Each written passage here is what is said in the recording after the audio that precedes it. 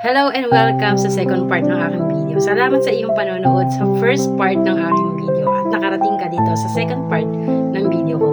Dito sa second part ng video ko, dahil natapos na yung pinakakwento ko last na ma-share ko dun sa pinaka-video na sabi ko, yung result, ibabalik ko doon sa pinaka-clinic. So, dito na tayo.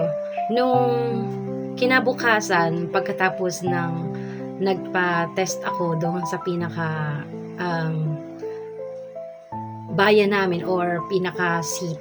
Ay, hindi ko masabing city namin yun. Basta doon sa pinaka bayan o syudad namin sa Gapan.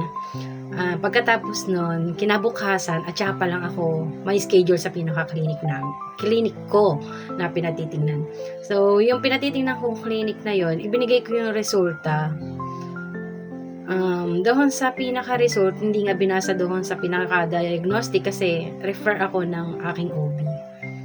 Then, nung pinabasa ko na siya, so, confirm nga na ectopic siya. Then, nung na-confirm na nga na ectopic, ang sabi nga niya sa akin na hindi basta-basta pwedeng i-recover ang ectopic na pwede ko siyang pakiusapan na, Dok, pwede po bang gawan pa ng paraan? So, ang sagot dyan, hindi na magagawa ng paraan, lalo na kung malaki na. So, yun sa akin, 7 weeks na. Medyo matagal na din siya. Kasi marami na ako nakausap. Halos lahat ng mga nakausap ko, nasa 5 weeks lang sila.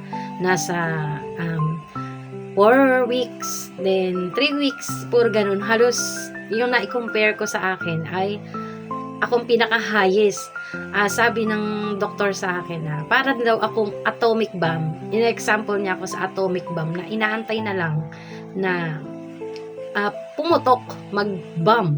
Na mag-bomb na lang yung pinaka-ectopic para masabing delikado na yung buhay ko. So, pag ganitong ectopic talaga, emergency siya. Kaya huwag nyo baliwalain. Lalo na kung may kakilala kayo na ganitong nakakaranas ng spotting, talagang napaka-concern ng pagbubuntis ay nagkakaroon ng spotting. Hindi nyo lang iisipin na may diferensya yung bata o lalabas na may diferensya yung bata. Kasi may cause na din pala siya na ectopic. So, hindi ko din alam na dati kung ano ectopic na yan. Pero, ito ko lang din nalaman nung nagbuntis ako. So, yun nga, balik tayo sa sinabi ko na parang atomic bomb ako na inaantay. Tapos, hindi ko na siya mapapakiusapan na magagawan pa ng paraan kung ano yun. Ang pinaka-solusyon dyan, ang sinabi niya sa akin na solusyon ay binigyan niya ako ng 3 option. Sa ganito palang sakit o sa ganitong sitwasyon na kailangan na talagang tanggalin kasi hindi na magagawan nga ng paraan siya. Kailangan na tanggalin yung baby. Kahit makiusap tayo o gawang pa ng solusyon, pumunta ka sa malaking ospital, yun din ang isusolusyon sa'yo. So, binigyan niya ako ng 3 option. Ang 3 option ay injection, then surgery, at yung pinaka last ay laparoscopy. So, yung injection, ang sabi niya sa akin doon sa injection, sasaksakan ako ng injection para lusawin yung pinaka-baby. So, wala akong idea kung gano'n nakalaki yung baby. Basta sinabi lang 7 weeks. Pero sabi nila maliit pa daw yun. Yun, na sasaksakan at wala siyang kasiguraduhan kung matutunaw siya. So, sabi niya, sa injection ko na yun, sa 1 linggo, sasaksakan ako ng 2 beses ng injection. Then, sagapan yun. Sagapan ako sasaksakan. At hindi basta-basta pwedeng saksakan na lang ako anytime na sabihin kong magpapasaksak ako. So, kailangan pang umorder ng gamot para saksakan. Then, pag hindi nakuha doon sa first week na 2 isinaksak sa akin at hindi nakuha, itetest ulit ako kung andun pa rin yung bata o buntis pa rin ako. Itetest lang nila ako.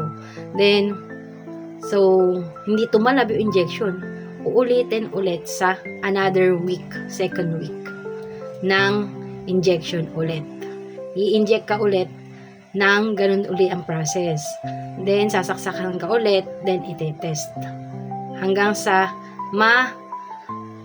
wala yung bata. Pero, walang kasiguraduhan kung mawawala ba talaga yung bata. So, paano pag hindi nawala yung bata?